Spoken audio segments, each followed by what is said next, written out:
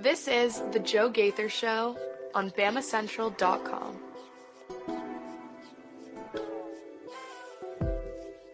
Good morning, Tuscaloosa.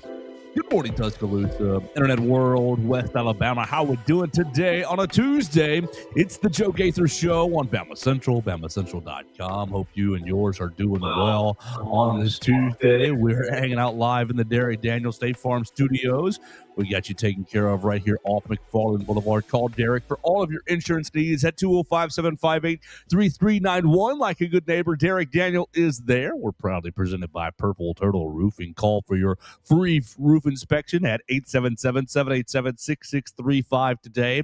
We were going to have Brax Garrison join us, but he got called away to be on a roof. So look, he's more dedicated to you guys on your roofs than he is being on this show, and that's what he should be doing because that's his main job. So call Purple Turtle Roofing at 877-787-6635. You can find the Joe Gaither Show on BamaCentral, on the BamaCentral YouTube channel, on the BamaCentral Facebook page, right there on Apple Podcasts, Amazon, Spotify, wherever you get your podcasts. You can find the Joe Gaither Show on BamaCentral. We're going to have a lot of fun today with our friend Mason Woods. You follow Mason Woods at MAWoods_ on the Twitter machine, back from parts unknown.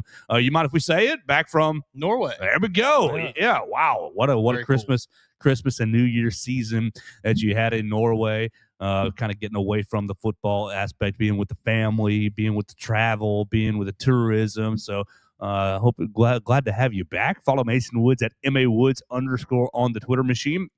We're going to talk about the transfer portal even more today. We did a little bit yesterday with Theo, talked about who's leaving, who might be coming. Well, someone has come, someone has returned. Another couple of guys have gone to the portal, and there's rumors about a quarterback. So we'll kind of talk about all those aspects today with you on the Twitter machine at Joe Gaither6, at MAWoods_ on the Twitter machine, on the BamaCentral YouTube comments. We do have a voicemail from Dax. I got to load that, Mason. At 205-462-7340, extension 800. You can call and leave a voicemail if you want to join this program. So that's going to be the plan for the day. Mason, welcome back to the States. How are you? How was Norway? What was your favorite part? Man, I don't know. It's really hard to say. Probably, in all honesty, being 7 hours ahead of anything that was happening in America. So I just didn't really see anything that happened. I love football. I love watching football and everything, but I was able to basically not think about it for 4, 5, 6, 7 days there, whatever it was. And that was fantastic. It was great. Just being unplugged, being able to enjoy myself somewhere where basically everything in my daily life was not really affecting me. It was pretty sweet. So yeah, me and Melissa really enjoyed it over there. Got to go see her dad, who's been working there for the last couple of years. Got to see him, and it was an amazing trip. I would love to go back right now if I could. Awesome. So everybody sees Norway. Did you get your Viking on? I did. Yeah, we went to saw some Viking stuff in a museum. That was pretty cool. Heard about some stories and like that. We did this little so we were in a town called Kongsberg, which is a pretty small town. I don't know how many people there, but it was pretty small, And then we took a train about 2 hours into Oslo, which is their capital city. I think it's the biggest city there. And that's where we went to this big art museum. They had all kind of stuff. It was really, really cool. We spent 2.5, 3 hours in this museum. It was crazy, but it was amazing. And then also in Oslo, we did this bus tour where it drove you all around the city, and had somebody telling you kind of history, and they had you could just put it on headphones. So they had any language you needed. So we had English, and that was nice. Got to listen to the history of the city and everything. It was really, really an amazing trip. What does Norwegian sound like? It sounds ridiculous. I know that they think that when I talk, sure, but when I listen to anyone speak Norwegian, I just cannot fathom that they're saying words to one another. There's no way that that semblance of sounds it makes any sort of it represents anything. It was insane. It genuinely sounds crazy to me. It was so weird. Almost everybody over there spoke English, so you didn't really have any issues as far as language barrier, because like I said, they all get taught English. That old people don't speak super strong English, sure, but anybody under the age of 40 over there pretty much speaks great English. So you just walk up, hey, English, and they're, oh yeah, whatever. But you hear people talk on the train and stuff, or talking on. It was I could never decipher what that person was saying. It's just syllables at each other. Yeah, it was it's crazy. All the town names were insane, But it was really, really cool. Like I said, I would be back there right now if I could. There we go. Mason Woods back from Norway, and your lovely wife in the comments. It was a great trip. I recommend anyone go visit. So we appreciate you guys going and enjoying yourselves. I appreciate you being back safely and back on the show, back in the States. So had a nice easy flight. It was about 9.5 hours, I think, from here to get to London, which is where we connected to go to Norway. So that was a long time on an airplane, but Norway to London to Norway, probably pretty short flight. Yeah, that was only, I think, 2 hours, something like that. All right, so not so bad. Not so bad. Well, you missed the last couple of weeks of Titans football, so praise the Lord. Yeah. Yesterday, Mason Theo gave us his 3-minute wrap up on Giants football. So if you want to take your 3-minute wrap up on the 2025 season, I think you closed pretty okay, all things considered. Obviously you didn't win games or anything down the stretch there, but you didn't need to win games down the stretch. So you needed to keep losing to keep this draft position. Theo was so mad that they won the last couple of games. I imagine he was. But yeah, I mean, I think Cam Ward, you saw him start to get a little more comfortable, especially the last 3 or 4 or 5 weeks of the season here. Unfortunate that he got hurt yesterday, day before yesterday. I think he's okay. I think he avoided a major, the initial reports were a grade 3 AC sprain. And for anybody that knows, that is basically like a complete tear of your shoulder. So that has now kind of been bumped down to maybe he's not going to need surgery. He'll probably be okay in a few weeks, just going to start the offseason a little later than he maybe wanted to. So that's good news. The team still sucks. We'll see what they do with this coaching search. The early names that have been thrown out there are some horrible. Yeah, some ugly names. Yeah, I don't want to see Steve Spagnuolo. I don't want to see Matt Nagy. I don't want to see Mike McCarthy. The only guy I've seen getting thrown around there that I'm okay with is Kevin Stefanski, and that one that'd be a really good name. Yeah, I'd be pretty cool with that one. So we'll see what happens there. That's pretty much what I'm rooting for. What's Joe Brady doing? I don't know. I don't really see him getting thrown around with any of these openings. So I don't know if. I guess you got to wait until the season's over, I guess, and then we'll maybe see what happens there. But I've not really seen his name being thrown around with not just the Titans job, but any of them. So I don't know. Sure. But as far as the guys that are available now, I'll take Kevin Stefanski. I think the Browns probably made a mistake firing him, much like the Titans did when they fired Mike Vrabel a couple years ago. You could have a similar resurgence, I think. Strong parallel right there from Vrabel to Stefanski, I think. Yeah. So I would definitely be on board with that. If I were to, so did y'all secure top 3 pick? Number 1, number 3, number 2? Number 4, I believe. Number 4. All right. You finished. You tied everybody with the worst record in the league, but you had the hardest strength of schedule, so you get bumped up. Okay. Well, there you go. It's just so lame to me. I get it because you played a harder schedule and they played an easier schedule and did worse than you, but it's dumb. Splitting hairs. Yeah, it's annoying. Whatever. Oh, there we go. Tighten up right there for Mason Woods. Okay, Mason, yesterday, I'll give you a chance to chime in on any of these transfers that you want to talk about. Yesterday, we talked about the offensive linemen. We had several offensive linemen go in the portal. That's where we spent most of our time. We had Joe Ionata, Olas Lennon, Micah DeBose, Wilkin Formby, all going in the transfer portal. The news of the day, you can just start us anywhere and we'll go. The news of yesterday was threefold. You lost Quay Russaw to the transfer portal. That's probably your biggest news of the day. You saw the return of Rico Scott. Rico Scott was in the portal for about 12 hours and then returned to Tuscaloosa. And then I guess David Byrd was the only other player, but David Byrd, long snapper, hope you go find greener pastures. We'll find us a long snapper. Yeah. That was kind of the threefold news of the day yesterday. We also yesterday on the program, we talked offensive linemen, we talked wide receivers because it was Jalen Hale, Jalen Mbakwe, and Rico Scott and Cole Adams. So 4 receivers, 4 offensive linemen. So we spent most of our time on those 2 position groups. Now it's 4 offensive linemen, 3 receivers. We did talk a little bit about the defense because you had Cam Calhoun go in the portal. You ended up with Noah Carter going in the portal. Now you have Quay Russaw. So maybe the defensive losses are starting to stack up just a hair. Just what's your reaction to the departure so far? Where do you want to start us today as we open up the program?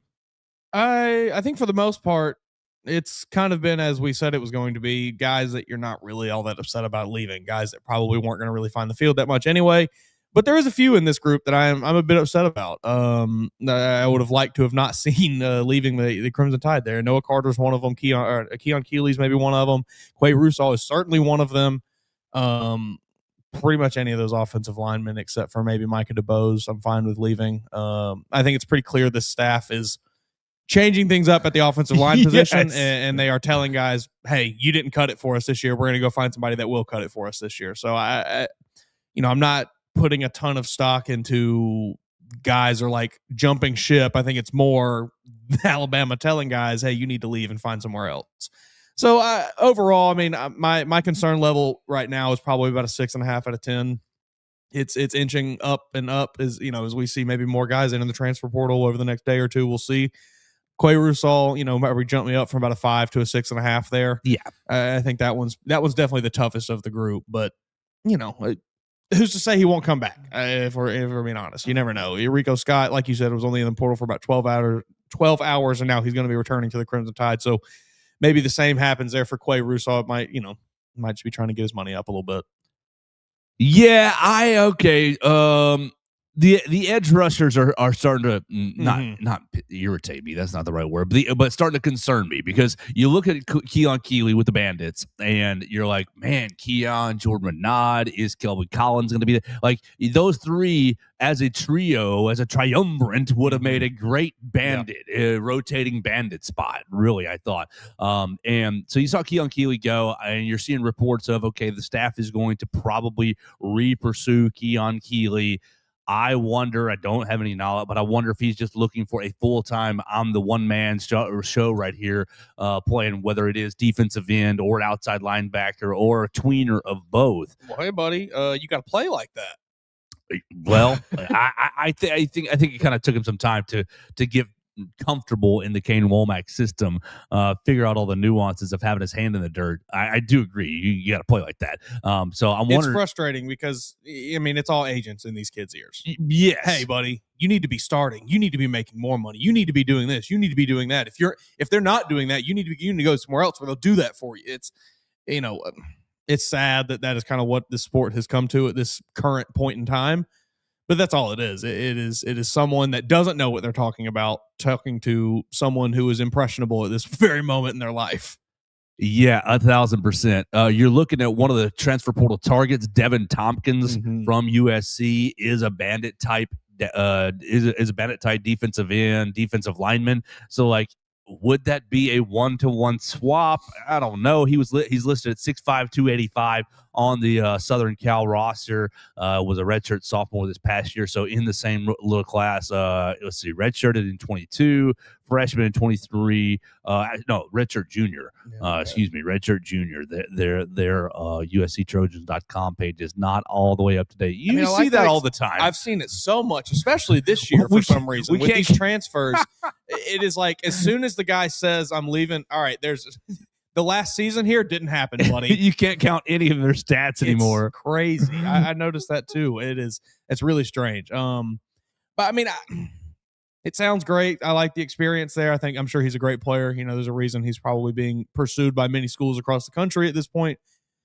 But I think you would always rather have continuity at a position than bringing somebody new in. You would always rather keep the guys that you already have that are familiar with the system, at least somewhat, as opposed to, all right, let's go get this new guy who's never seen what we do and da. But, if that is the route they're going to take, I do think it's a solid option to bring in.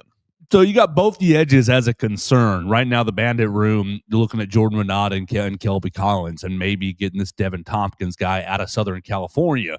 The Wolf room has gotten really concerning as well because of the loss of Quay Rusall. Now, I think that there was a little, hey, Quay, do you want to play inside linebacker in 2026, buddy? Do you want to play bump inside so we can have Yanzi on the field and you on the field and one of these young inside linebackers or transferees at playing inside backer? Do you want to switch with us? Chuck Morrell would love to have you. I think that was kind of the conversation points there. Look at what Yanzi did when he was healthy. We're going to keep him right there. We're going to keep him as the edge rusher, as the butt kicker on the side of the defense. Do you want to bump inside? We've got a spot for you. Yeah. You can play. And look, we'll have you rushing the passer. We will. You'll be rushing the passer a little bit. But isn't your NFL future really inside linebacker? maybe, oh, you think it's still edge rusher? Well, you're gonna be Godspeed, buddy. the second edge rusher, and that you're gonna be divvying up, 20. Yancey's gonna get 80% of the snaps. The other 20% between you and, well, not Noah Carter now, you and Justin Hill are gonna be split up. Oh, you don't want that? Oh. Mm-hmm. Yeah, I you're probably right. But it's like it just goes back to it hurts. Yeah, I mean, it just goes back to his agent is sitting there saying, they're lying to you, Quay. You're an edge rusher. You're the next Lawrence Taylor. Right. And it's just, at some point, it's insane to think that these coaching staffs, if that is the case, let's just assume that is the case here. They've asked Quay Russaw, hey, it's not looking like you're going to be the feature guy at the spot you played in this year. Why don't you bump inside, and we have a big role for you there, and he's not liking it. Mm-hmm. Say that is the case. Like, it's not like the coaching staff is doing that to hurt him. They are doing that purely in his best interest. Now, it is in their best interest as well, sure. But they're not going to tell someone to move positions if they think they're going to be worse at a new position. Right. So, like, it's just... I mean, he played inside backer a good bit in the back part of the year. Like, it's when he finally returned. Yeah, it's just so annoying that, like I said, it's just some guy who wears a cheap suit and DMs him a bunch on Instagram and says, you're worth more than that, buddy. Give me 60% of what you make at the next school, and then we'll go. Like, I hate it. I really dislike that aspect of college football right now. I don't know if it was Dan Orlovsky. I think it was, but it was some major pundit. May not have been Orlovsky, but some major pundit was like, the way you fix the agents in college athletics is, all right, Mason, you're 5-star player XYZ, and I'm sleazy little agent. And I say, you can get $10 million at this other school. You tell the agent, all right, will you pay me $10 million? And when you do secure that $10 million deal, we'll reimburse you for it, and we'll work out agent fees. This, that, that's and the pretty other. good. Like, you agent, whatever price you think I'm worth. Yeah. Oh, you're worth $500,000. You pay that up front. Yeah. Because you believe it. And then you go secure the deal. And if you secure the deal at $750K, well, you just pocketed $250, right? You got to put the onus on the agents to, it's not bad. If you think I'm really worth $3 million, $5 million, $1 million, whatever the case may be, $100,000, you pay that up front. Then I'll go in the portal and you go land me that deal. I think that would be good. I think it would cut down on. I think it would limit the pool of players that are currently represented by agents. It would cut down on Jimmy 3-star tight end from West Virginia who is represented by whatever business group. Like, he doesn't need an agent. He caught 8 balls last year for 45 yards. He doesn't need an agent. Right. I think it would cut down on a lot of that garbage, which would be very helpful. And, obviously it would be the top guys, your insert whatever top player, your Jeremiah Smiths of the world are obviously still going to be represented by agents and probably still be pursuing very big deals and things like that. But like you said, it puts the onus on them to actually come up with those deals as opposed to just, here's numbers on a piece of paper that we can get you to think are going to be real. So Yancey Pierre looks like the only wolf really next year. Yancey and Justin Hill are the only wolves. Is Justin Hill going to be ready to play that position next year? I mean, he got a taste of it. He needs to develop a lot physically. Yes, I definitely agree. He got a nice taste of it this year. He got a nice taste of it, but it wasn't ever full time. I thought he did fine. In his role. I see a guy like where's my list here? Corey Howard, 6'6", 245, defensive lineman from Valdosta, class of 26. I see him fitting into this room. Not seamlessly, but I see that being his future fit here in Tuscaloosa. Yeah, I mean, hey, buddy, you might be getting on the field a little earlier than you thought you were going to. Maybe does Zay Hall play Wolf? It's possible. I mean, it's probably a stretch. But you're also looking at, Xavier Griffin is going to be playing Wolf a lot. Xavier Griffin, that he can. I think I have confidence he could play all 11 positions on the defense. Maybe not corner. But I think he could probably even play safety. I give him safety. I'll say no to corner and no to Tim Keenan. Yeah, probably no to Tim Keenan, sure. But he could probably hit 8 of 11. Yeah, for sure. I agree with that. So extremely versatile. So yeah, that's a good point. That's a guy where any hole you have basically in that front seven, we can throw him in there. Jamarian Matthews is going to be in that spot, Yeah. 6'2", 240. Pretty impressive haul in this 26 class. I think a lot of these guys might be working their way onto the field earlier than they maybe anticipated. Shoot, that's the name of the game now. With the transfer portal ease going out every single year, 18 to 25 kids leaving. You better be ready to play as a freshman. You better be. And look, I guess that's a benefit for Alabama. Just go recruit high-level freshmen, try to develop them ASAP, and go recruit high-level freshmen again. Yeah, I guess. I don't know. We'll see. The Indiana method seemingly has been pretty good. Let's get an entire team of 22 to 26 year olds. That's pretty good. Hey, it's working pretty well for them. Right. These 3-star athletes are all now men. They've all played in college football for 3 or 4 years at least. They know the ropes. That's a pretty good method. They're committed to the discipline. I was going to say, I think those types of players are much more open to the hard-nosed style that Kirk Cignetti brings, of the discipline, of the, we're not celebrating anything. We're not smiling even when we score touchdowns. Like, it's a lot harder to convince an 18-year-old of that than it is a 22-year-old probably. Yeah, definitely. So that's the departures for yesterday. But you did have 2 additions. Well, 1 addition and 1 re-addition. You bring in running back Hollywood Smothers from NC State. He commits to the Crimson Tide. And Rico Scott leaves the portal and returns to Tuscaloosa. So 2 offensive additions, pseudo additions, 1 definite addition and 1 return. Let's start with Hollywood Smothers. We talked about him just a little bit yesterday. He is Dalen Hollywood Smothers out of Charlotte, North Carolina. He committed to Oklahoma in the class of 2023, transferred out of Oklahoma after just 1 season, and then went to NC State. He played 4 games at Oklahoma, so he maintained his red shirt. In those 4 games at Oklahoma, in the Big 12, this was before they converted to the SEC.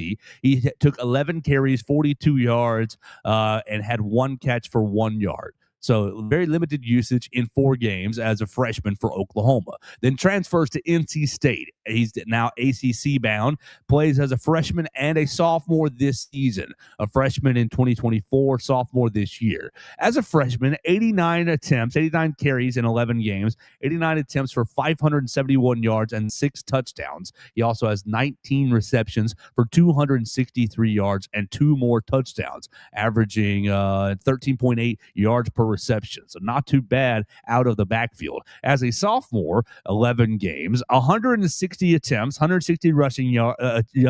attempts, for 939 yards and 6 touchdowns. Also hauled in 37 receptions for 189 yards and 1 touchdown. So fewer yards per reception in his sophomore year, drops from 13.8 to 5.1, but did catch a lot more balls, nearly double the amount of passes. Makes sense. So really getting it done. Total yards from scrimmage as a sophomore at NC State, 197 touches for 1,128 yards and 7 touchdowns.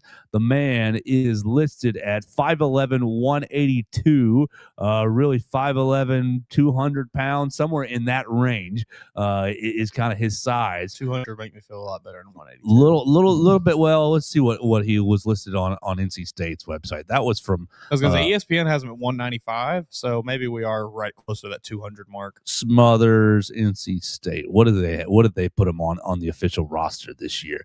They put him at GoPack.com. GoPack.com has him. We don't have a height and weight for him. Why would they? He transferred. What the heck? He's dead to them. He's Joe. dead. I think we can roll with that 5 right between that, like 190, 200 pounds. I think that's not a single height and weight on this website. What's wrong with you guys? That's our $1 billion idea. We have to be the company that sells itself to universities. Hey, we will make you a website that actually functions. Oh my gosh, that updates after every game, because sometimes you're like, does this bio page has the most recent game on it? Oh no, it doesn't. I've got to add the most recent game to these stats. Hollywood Smothers. So NC State, they were not good this year, right? They were okay, weren't they? I think they won about 8 games, something like that. What were y'all this year? We don't need to speculate. 8-5. It's not bad. Yeah, 8-5, 7th in the ACC, 4-4 in the ACC. Georgia Tech. They beat Memphis in the bowl game. All right, beat East Carolina, beat Virginia, beat Wake Forest, lost to ACC champion Duke. Oh, so sad. Beat Campbell, beat Georgia Tech, as you said, beat Florida State more than Alabama could do, beat North Carolina as well. So not bad. You lost to Notre Dame, Miami. You lost to every good team you played. Miami, Notre Dame, Pitt. You lost to Virginia Tech. That's a bad loss. Yeah, it's tough. That's a tough one. But okay, 8-5, not bad. 8-5 statistics. Was Hollywood Smothers your best rusher? Yes, he was. Smothers led the team in rushing, 939 to next was Jaden Scott at 545. He took 55 more carries than Mr. Jaden Scott. Looks like he also missed a little time too, because I'm looking at this Georgia State or Georgia Tech game, and he does not have any stats here. Yeah, the man played in 11 games out of their 13. So pretty good. I mean, he seems to be an explosive running back that can kind of, can also operate out of the backfield as a receiver. It seems like he's a decent pass blocker. I saw some reps on Twitter that people were posting of him in pass pro, and they looked pretty good. He looks like Kevin Riley to me. Yeah. I think that's a pretty fair assessment. Look, the issue this year was not the running backs. I think with a good offensive with a good offensive line, any of those backs are averaging 4 yards a carry. Yeah, I agree with that. Not they weren't the issue; they were a issue. Sure, I mean, sure, you could have had Derrick Henry back there. You could have had Josh Jacobs back there. Najee Harris. Sure, you could have had an elite guy back. You didn't have an elite guy, but I don't think any of them were bad. Damian Harris. No, I'll pass. We don't speak his name on this program. Honey Buns. Yeah, we're not gonna mention DH34 on this. I mean, what the heck? He sucks, man. And I'm gonna just come out and say it. If he sucks. If you're going to wait till the team loses, just sick of him. Just to say, "Ha ha, I told you so." I'm just tired of him. I'm tired of his shtick. I didn't like him when he was at Alabama. I sat by him once on the bus. He seemed like an a-hole. I don't want anything to do with Damian Harris. If he wants to, if Damian, if you're listening, I don't like you, and I wish you would go away. Stop being on my TV. The simple fact that he didn't go out and be, wow, nice job against Oklahoma. Just a simple, wow, roll tide. Or just grifter. That man is a grifter. Conservative grifter. I mean, no, not. We'll see where he ends up after this. Who knows? It's a pretty easy pipeline for people. But he is a grifter. He is a front runner. He is. Let me pile on when things are bad. Let me act like I'm rah rah when things are good. Things were good 2 weeks ago at Oklahoma, and we didn't hear from you. Harris. Get off. Don't be in media anymore. No one wants to see you. I'm very happy to see the amount of Alabama fans that have flooded his Twitter page. They flipped on him harder than they ever flipped on Greg McElroy. Absolutely. And they rightfully so. He deserves it. Because I think Greg just really tries to play what's the most fair. What's the most fair? And what's the most fair? I think a lot of time that does rub people the wrong way. Myself, I have been a guy who has accused Greg McElroy of doing it a little too much to where it seems like, all right, I'm just picking on Alabama for the sake of objectivity here. But like Damian Harris, no, you're just trying to get Twitter follows and Twitter interaction, and you're not. I don't know. It's very different there. Greg is like a solidified. I am an actual person in this space. I am a voice in this college football space. Damian Harris is trying to get there by doing this, and it's just sad to watch. I think you just really expose your heart when you don't mention Alabama's win over Oklahoma, but as soon as they get blown out by Indiana, you're why do you have that job right now, Damian? Is it because you played running back at Alabama? Right. Yes. Right. And I mean, it's not because you were good in the NFL. I think it would have been fine to have, dang, Alabama, you got your butt kicked against Indiana. But a week earlier, wow, Alabama, nice characters at Oklahoma with a win. Yeah, I could go on for a while. I don't like Damian 51-yard rushing touchdown for Hollywood Smothers on this. I think Hollywood Smothers is a good player. Like I said though, I don't think the running backs were not like I said, they weren't elite vision this year. He's got vision and he's cutting in a hole. They were not the problem. If you had a decent offensive line, and he's running away from people, you could have gone pretty far this year.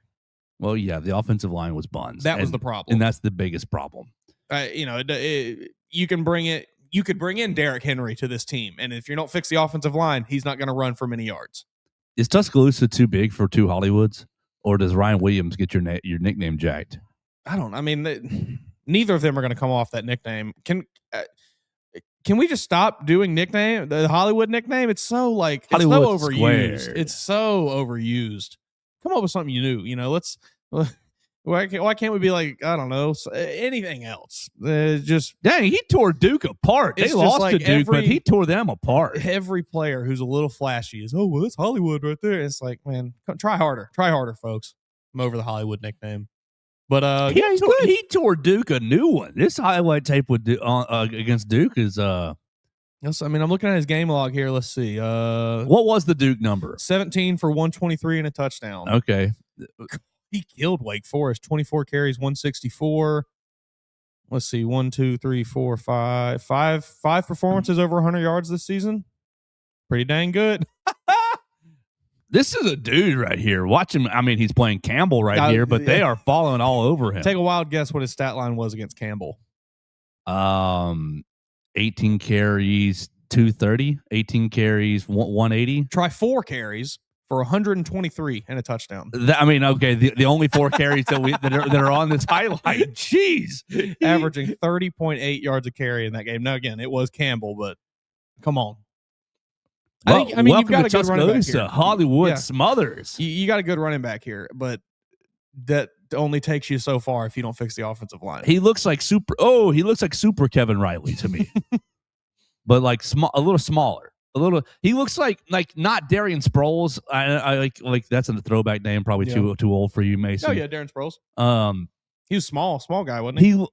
He looks like Tariq Cohen a little bit, but a little bigger than Tariq Cohen. Like a little more powerful than Tariq Cohen.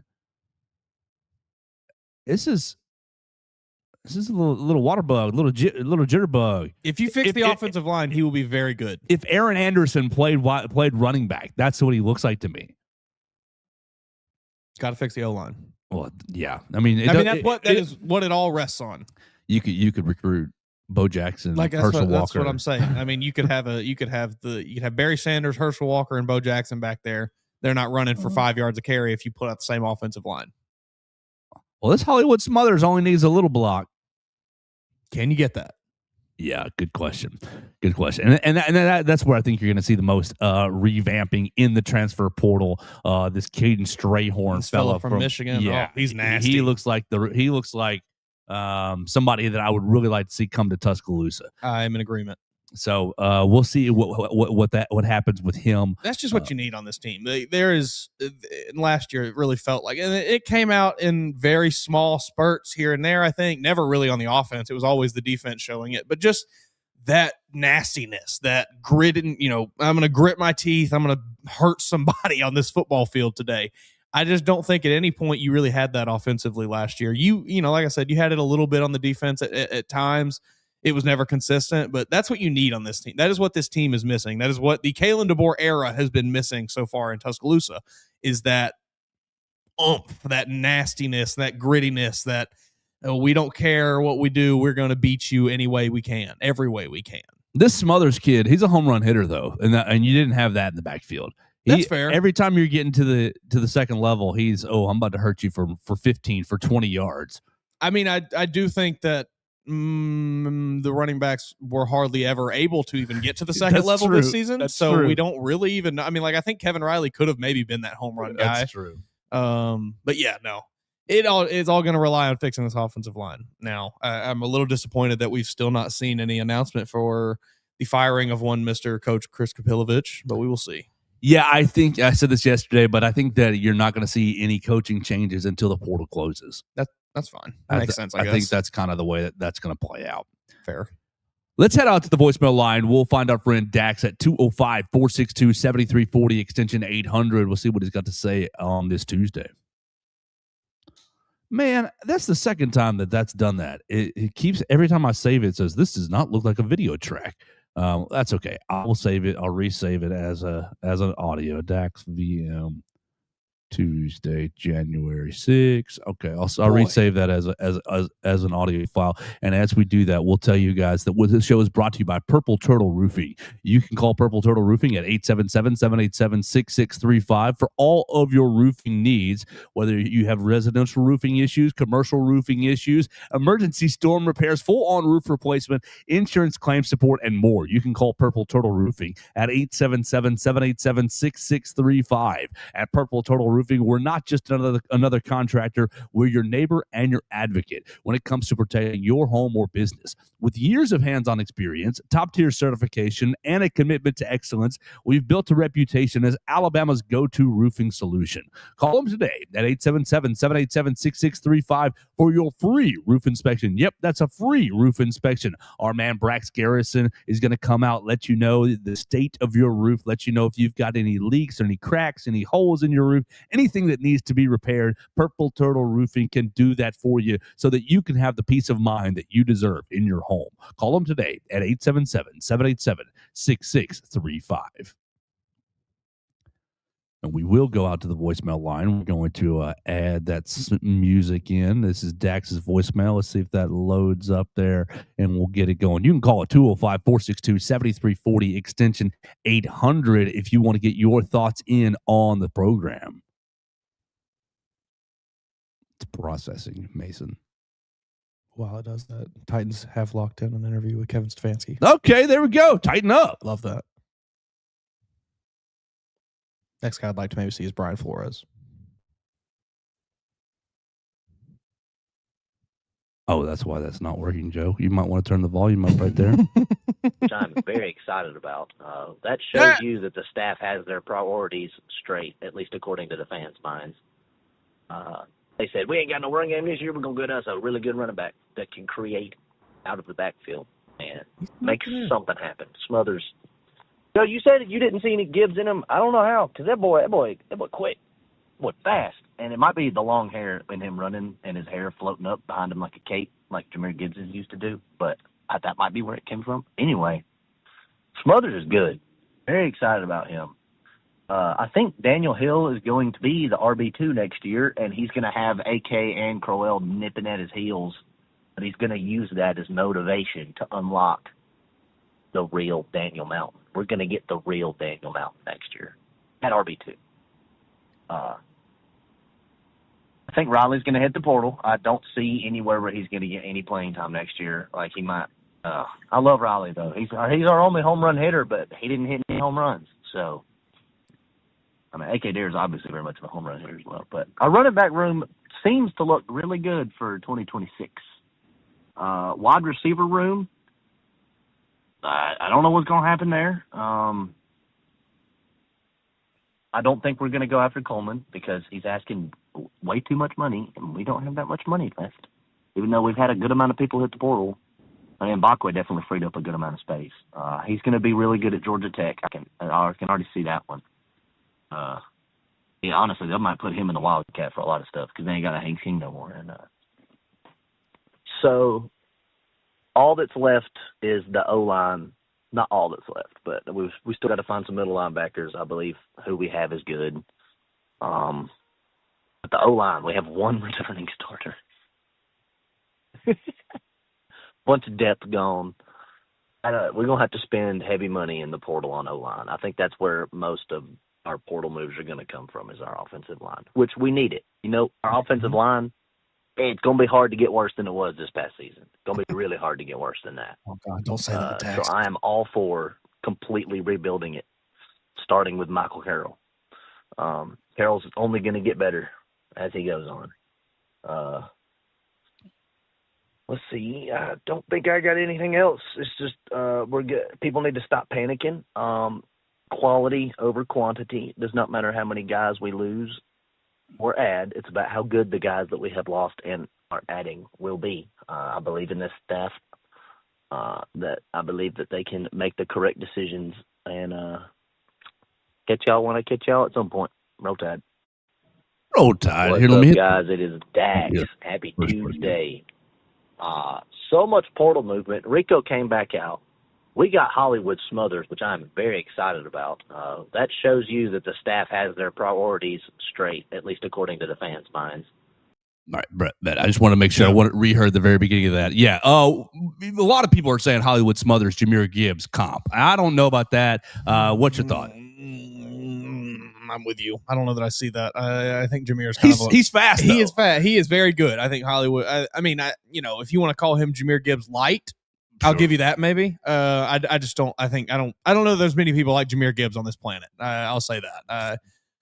I think that he is very special. He's maybe a one of a kind kind of guy. You're not going to find another one. But yeah, if I certainly see why people would make the comparison there. Like, you know, he might not have the same upside, might not be quite the same level, but if we're trying to find a comparison, that's a decent one. I don't hate that one. Dax needs to be careful with that. It couldn't get any worse than this year on the offensive line because, like, it could. But it was the worst rushing output since like 1946. But it could get worse. Oh. Like, we act like it couldn't get worse. It absolutely could get worse. If it's worse than this, then yeah. Don't get me wrong. If it's worse than that, like oh wow, state of the program. Like, we got to start talking about a whole lot of stuff. But can you believe you won 11 games with this? Yeah, that's crazy. And people want to fire the offensive coordinator. It's insane. Blows my mind. I don't get it. But I'm with you. If you're going to spend money anywhere, don't blow it on skill positions. You got good skill positions. You've recruited well at skill positions. You've proven that you can identify talent extremely well at the skill positions. Go spend money in the trenches. I don't care if that's 80% of your budget for this year's team in the trenches. Make it happen. That's where you need to be. That's where you need to be hammering down. That's where you need to be bolstering as much as possible, because that is what held your team back. I think if Alabama had any semblance of an offensive line, you might not beat Indiana, but you're certainly not losing the way you did. You're giving them a good game. You were able to compete in that game, and you might even escape with a win. Who knows? But that is just what held Alabama back was the trench play this year. You had no nastiness in there. You had no fire in the trenches. Your offensive line was bad. Defensive line was mediocre. That's where you need to spend all the money. Yeah, and one of them, one of the potentials, DJ Chester, LSU offensive line transfer. DJ Chester set to visit Alabama on Thursday. So made 14 career starts at LSU. Now this LSU line was not so great this year, but I think that LSU offense in general was just not so great. There's a lot of things that went bad with it. Yeah, I think this just shows you that the staff is all in on fixing the offensive line. Brock Riker from Texas State is apparently a big target that they're going after Brock. So I mean, let's see what do you still have left? You need a left tackle, a left guard, a center, a right guard, a right tackle. You got Michael Carroll and Michael Carroll and them boys behind him. Who is we've still got Arkell Nugent floating around, I think, right? You never know what you're going to get out of him. I don't know that you should count much. I don't know that you hold too much of your breath there. You've still got, obviously, your very impressive freshman from last year, your Jackson Lloyd's, which Micah DeBose is gone, I guess, but Mal Waldrop was the other. Who I'm thinking of, yeah. I'm seeing William Sanders penciled in at one of these guard spots. I love that. I think he'd be great. Pencil. I would like to see a situation present itself where you have the ability to play both Michael Carroll and William Sanders in your guard roles, and then you can find tackles elsewhere. Because as much as I like Michael Carroll, and I think he did a serviceable job at tackle this year, I think his future is probably at the guard position. And, better to get him there earlier if you can. Yeah, but you're just going to have a hard time convincing him of that. Yeah, fair. It's definitely not nearly as flashy. You're not going to be drafted as highly if you're an interior offensive lineman. I had taco casa last night for dinner. in honor of Wilkin. Honestly, yes. I was sitting there late 30, and I'm like, what am I going to have for dinner? My chicken didn't thaw in time. It's still frozen in the sink. What am I going to have? I was between Jack's, Taco Casa, and Waffle House down here on 60. Good pick, I think. And I was like, you know what? They need a little patronage today. It's been a sad day for Taco Casa. Yeah. I mean, it was good. It was good. I'm never going to say anything bad about Wilkin Formby. Well, I have probably said bad things about his play, but as a person, great guy. Every small interaction I've ever had with him was extremely positive. Yep. He seems like a super nice kid. Yep. I think he will go and probably make another program pretty happy with him transferring there. He's a 100%er type kid. It just didn't come together in an Alabama uniform for him. It just, it is what it is. It can't work out for everybody. It's unfortunate. It's sad, especially with him being a local kid. You hate to see this happen. You hate to see the way it unfolded for him, but it just is what it is. It never quite came together for Wilkin Formby in an Alabama uniform, especially this year. Probably guard. Look up. Was his name Drew Johnson? Was that the offensive lineman in 08, 09? Drew Johnson, is that his name? Who probably has a body that looked like a tackle but ended up playing guard. Did I just make that up? Alabama Maybe. football, Drew Johnson. Try to find it. I'm That's not seeing okay. anything. Drew Johnson. Andrew Johnson, maybe? This is nope. This is 2015 recruiting profile. Interestingly, there is an Andrew Johnson apparently that plays for the high school that I went to, and his Mike recruiting Johnson. page came That's what up. I'm thinking. Mike Johnson. That's who it was. Yeah, that's okay. Very, very similar in my opinion. I think Mike Johnson had a tackle style body, ended up playing guard here. I think that's kind of. I think Wilkins still wants to play tackle. Probably, and who wouldn't want to still play tackle? That's where all the money is. If you're on an offensive line, that's where any bit of recognition comes. If you're on the offensive line. But Mike Johnson played in the NFL at guard. Played for the Atlanta Falcons for a couple years. Bingo. Sometimes, regardless of what that agent is barking in your ear, you need to listen to the people that actually coach football, what they're telling you to do. All right, Mason, let's finish this up with a controversial conversation. We've hammered all the fun stuff, all the, we're getting Rico Scott back. Well, we didn't even talk about that, but I think I will say that does make me very happy. I like Rico Scott a lot. I don't know exactly what his role is going to be. It'll probably be pretty similar to what it was this year, if we're being honest, but I do like Rico Scott. I think he has, no Jeremy, so some targets are opening up. Yeah. And we still are waiting on an Isaiah Horton decision. I think he's coming back. I do too. I don't have any insider information to confirm that. Like, I don't want anybody to think that I've spoken to anyone, but my gut tells me he's coming back. But a controversial conversation takes us to the quarterback because Ty Simpson late last week, you were seeing silly tweets about Ty Simpson transferring to Oregon, transferring to Tennessee, transferring. What was another one? There was three of them. There was three. Oregon, Tennessee, somewhere else. It was a Texas Tech. I don't think it was. No, because they were talking. Which, sorry, but just what the hell is Texas Tech doing? They have a quarterback. Why are they going and getting another one in the portal? Because Sorsby's better. Is he? Yes. I mean, like. Maybe more of a playmaker. Is he $6 million better? Well, than Barron Moore, their money's not real out there. Sure, I guess their money is their $6 million is our $6. It's just crazy. And the same thing goes for Missouri. I saw they got a quarterback. They got Austin Simmons. They got Austin Simmons. Like, you have Matt Zollers. He ain't ready. We got to win now. We got to win right now. It's insane. It's disgusting. He ain't ready. Well, lots of people over the weekend, and we talked about it just a little bit yesterday, Mason, all the injuries that Ty was dealing with, back injury against South Carolina, gastricitis as a side effect to the Toradol, to the painkillers, elbow, AC joint, sprained AC joint against Georgia, just lots of different little things, and then obviously broken rib against Indiana. And you've seen, what's he going to do? Is he still going to go to the NFL, first-round draft pick? Is he going to be a fifth-round draft pick? What's he going to do? Is he coming back to Tuscaloosa or going in the transfer portal? Is he going to follow the Carson Beck route where he cashes in because maybe his college program wants to play someone else, so he goes to the transfer?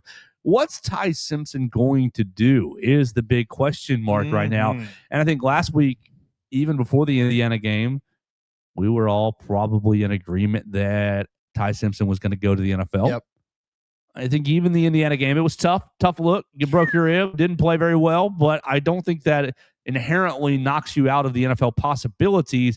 But what we've heard so far is just getting feedback from the NFL. He's met with the coaching staff. He's met with Ryan Grubb and Kalen DeBoer. I think that the door is open for Ty Simpson to return and remain in Tuscaloosa. But I think that Ty has Ty's in a very unique position. Do I remain in Tuscaloosa for X dollars and come back as a redshirt senior and try to, be maybe lose the job? Maybe lose the job. Yes, I think that's on the table for sure. Or do I cash in, go to Oregon, go to Tennessee, go to any of these other schools? Yeah, for more money. Come on, for more money, and thus maybe put good tape out there, maybe put bad tape out there. We don't know. Will depending on how much you make, it won't matter. Right? Will the NFL guys respect the Tennessee tape? Respect the wide read, wide choice option no, they won't. Offense? Or do I just go into the NFL right now and be that 27, 28, 29, 30, 31, 32, 33rd overall pick? I see. I am in the camp that I think he is still going to go to the NFL draft. I think he's still going to be a first round pick in the NFL draft. I don't think he is going to be up there with Mendoza, for top 2-3 picks, whatever. But I think he's still I think he's firmly a first round quarterback still. Teams are quarterback needy.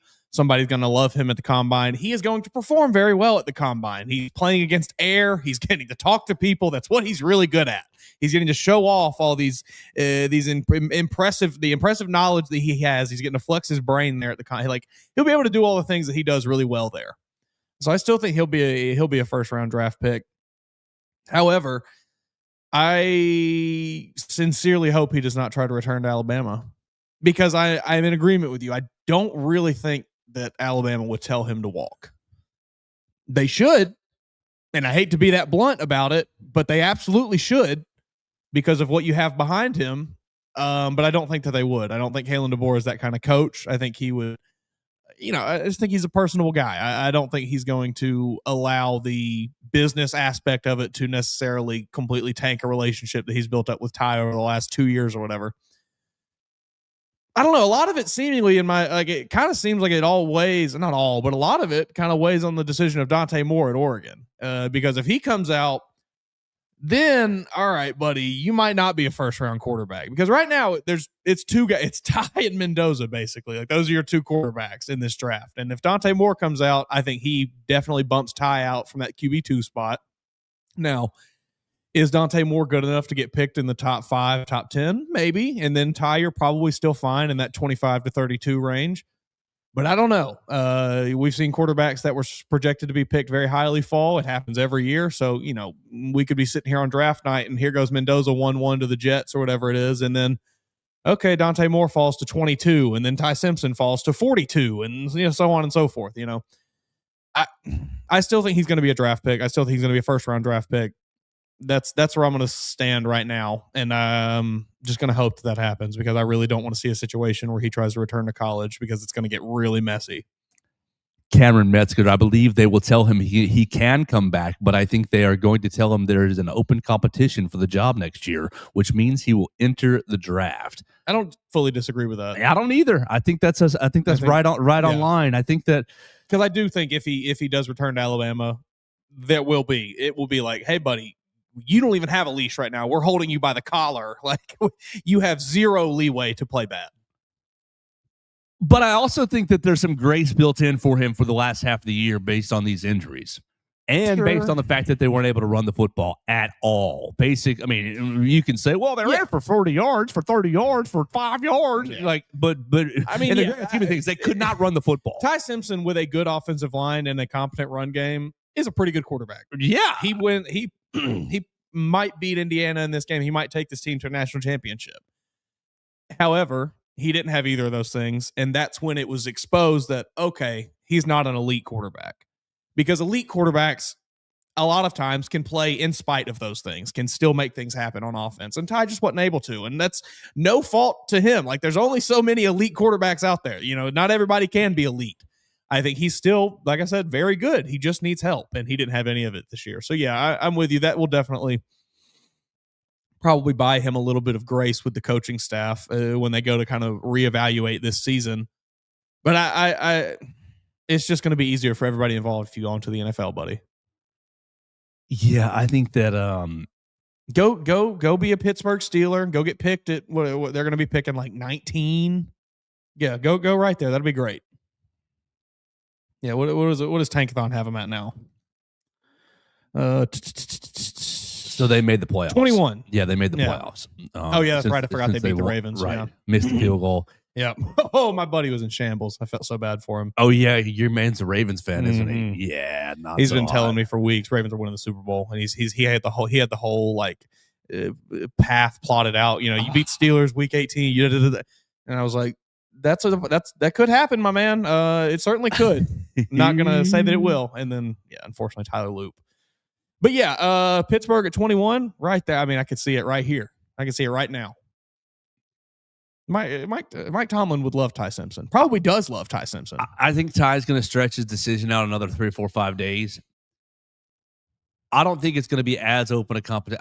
I think that if Tiger returns to Tuscaloosa, he's the favorite to win the job by a couple of steps. Yeah. Ty's got like a 60% chance to win the job. Yeah, unless Keelan and Austin the remaining 40. Yeah, and basically, if Ty returns, one of those two guys is definitely transferring out.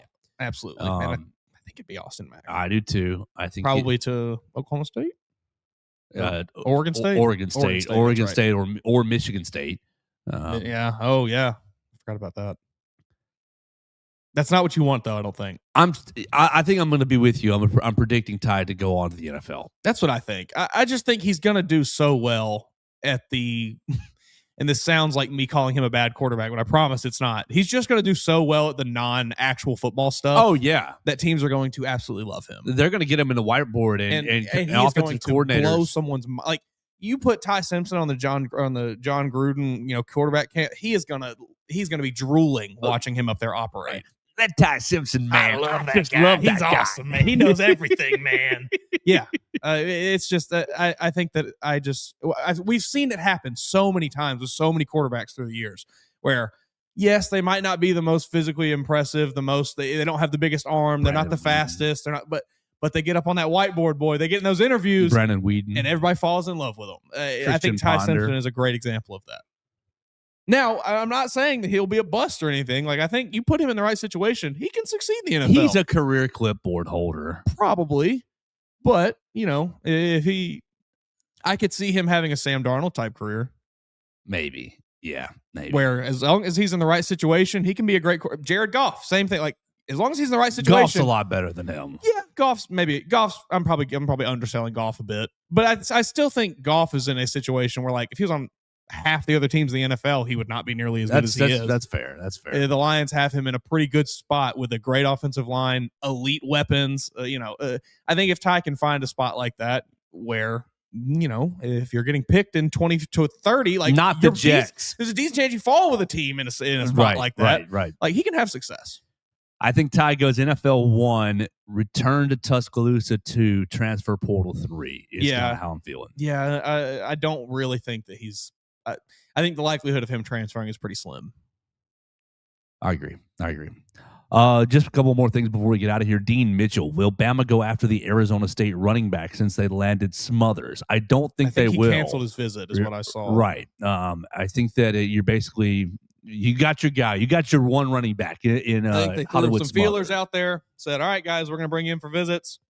And it moved a little faster with Hollywood Smothers than they anticipated. And yeah, like you said, they got their guy. That's A-okay. A little breaking news as we're leaving. James Smith is going into the transfer portal. Oh! Matt Zenitz is reporting that James Smith is going in the portal, former 5-star. So he and Quay Russaw in the portal in the same. I don't love that. Same 24-hour stretch. That's not. I don't think that's great. No, I'm not a fan of the way that the defense is disbanding here. Yeah, I think that's a pretty troubling one. Mm-hmm. I didn't think he was I didn't think he always played up to his potential, but his potential was very evident. Yeah, that'd be a tough one. But hey, like Dax said, you have freed up some money at this point. Maybe you can convince these guys to stay. Go get a killer on the defensive line. Just don't pay anybody anything. Just pay the offensive and defensive line. I mean, honestly, you can win a lot of games doing that. Probably. Realistically, like how many games? How well do you think you could do in the SEC if you had? Let's just say we can objectively say you have the best offensive and defensive line in the country, and you've got average players at skill positions. How many games do you think you can win? I bet it's a lot of games. Oh yeah, Cam Metzger. This one hurts more than Russo. Yes, it does. Mm-hmm. Yes, it does. The two Carver Montgomery teammates out in the same 12-hour span, 20-hour span. Spin zone though. I feel like if you get one of them back, you're getting them both back. They're talking to each other a lot.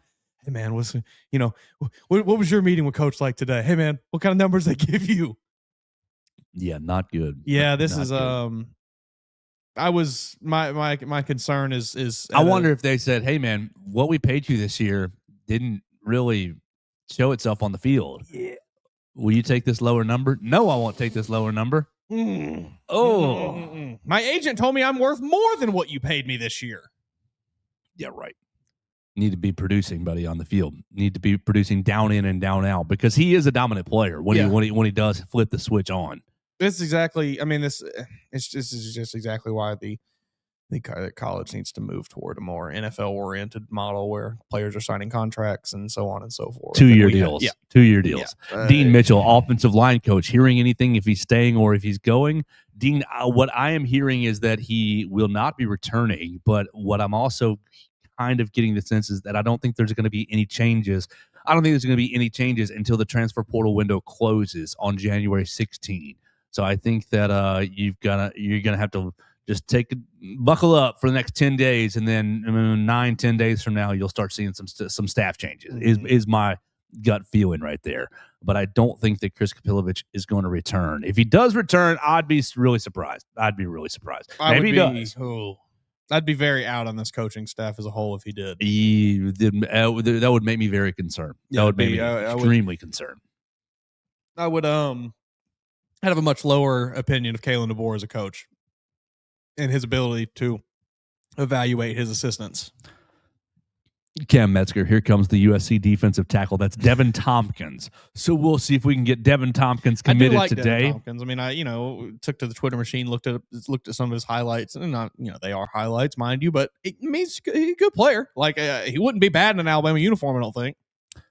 So that's going to do it for our program today. We talked about Ty Simpson. We talked about Hollywood Smothers. We talked about all the transfer portalees going in, coming out, things that are happening in college football, things that are happening as the offseason is unfolding. We appreciate everybody who's joined us on the comments. Dean Mitchell, appreciate you, sir. Cameron Metzger, appreciate you, sir. Absolutely joining us this morning. Appreciate Dax on the voicemail line at 205-462-7340, extension 800. We appreciate Purple Turtle Roofing for sponsoring the show. You can call Purple Turtle Roofing at 877-787-6635. And of course, we appreciate Derek Daniel State Farm for hosting the program. Call Derek for all of your insurance needs at 205-758-3391. Like a good neighbor, Derek Daniel is there. And we appreciate you guys for finding us on the BamaCentral YouTube channel. We'll have a NATO's press conference here in about an hour and change. They'll be talking about the Vanderbilt Commodores as they're taking on really tough matchup on Wednesday night, 8 o'clock against the Vanderbilt Commodores. Who's going to be there? Red Panda. Oh, man. So the juice is there. It's going to be really exciting tomorrow up there at Vanderbilt. So we'll have a NATO's press conference on the BamaCentral YouTube channel. We appreciate everybody for subscribing, rating, reviewing the show on your favorite podcast platform, Apple Podcasts, Amazon, Spotify. We'll talk to you tomorrow on the Joe Gaither Show, BamaCentral, BamaCentral.com.